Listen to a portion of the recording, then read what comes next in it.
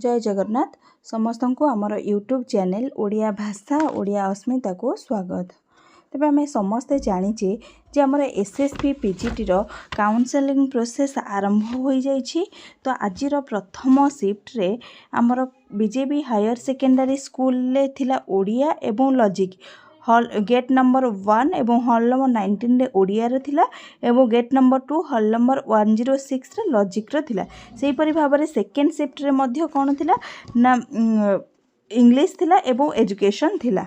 तो एही परि भाबरे हमर 4 दिन धरी काउंसलिंग प्रोसेस चलिबो। तो फास्ट समस्ते कैंडिडेट माने चेष्टा करिबा जे जेमिति हमर काउंसलिंग प्रोसेस आरंभ हेबार गोटे घंटा पूर्व आमे सेटारे पहुंची जिबा। तो से माने 9:30 हमकु टाइम देइछंती। तो आमे 8:30 भितरे जेम परि भाबरे सेटारे पहुंची जिबा। 8:30 9टा भितरे समस्त पहुंची जिबा दरकार। तो आमे पहुंची सारला परे सेठारे से हमकु गोटे लिस्ट देबे।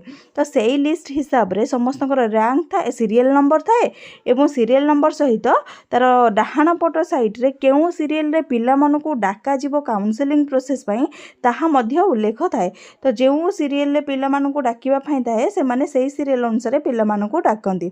तो या परे से माने कोन करंती ना गोटे रजिस्ट्रेशन करंती। तो रजिस्ट्रेशन रे बाहर तुमको निजर नेम एवं मेल एड्रेस एवं तुम फोन नंबर चेक करने को पड़े एवं ता सहित निजर साइन करने को पड़े। तो तुम रजिस्ट्रेशन कर सारा तुमको तापर निज हॉल को जीवाई कहे।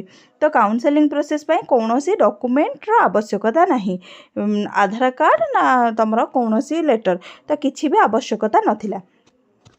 तो यहाँ तुम हॉल को जाई सारा तो किसी समय पर आमर आज आसते डायरेक्टर सार आसते जॉइंट डायरेक्टर सार आसते अलग सब लेक्चर माने सेठारे उपस्थित थिले।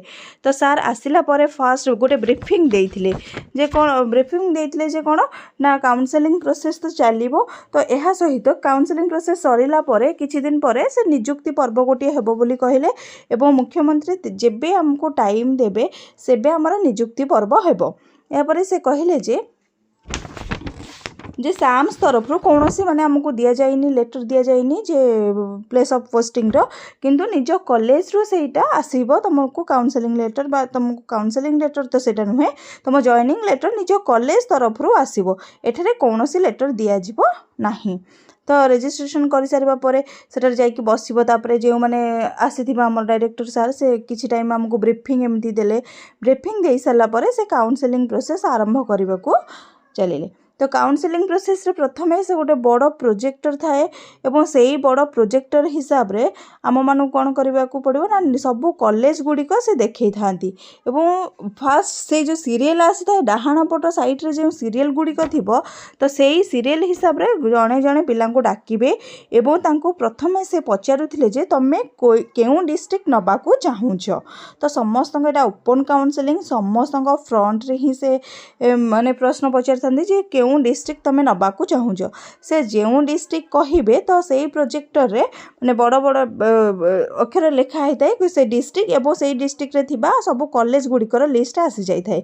यापर से कौन करते ना से कॉलेज गुड़िक तमें जोटा कहब सेटा चूज हेबो एवं सेटा रेड हो जाए। रेड हो गला माने आमे जानिबा जे से कॉलेज टी सरीगला बोली। तो यहपरी भाव में गोटे गोटे सब सीरियल डाकी सीरियल डाकी सारापर खूब कम समय मध्य गोटे पिला को मैक्सिमम 2 मिनिट 3 मिनिट 5 मिनिट भितर काउंसलिंग प्रोसेस टी सरी जाउथिला। तो यहपरी भाव में सब पिला नेइथिले।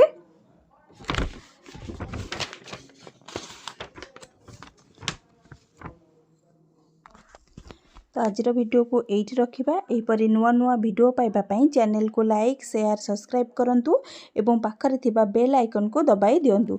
धन्यवाद।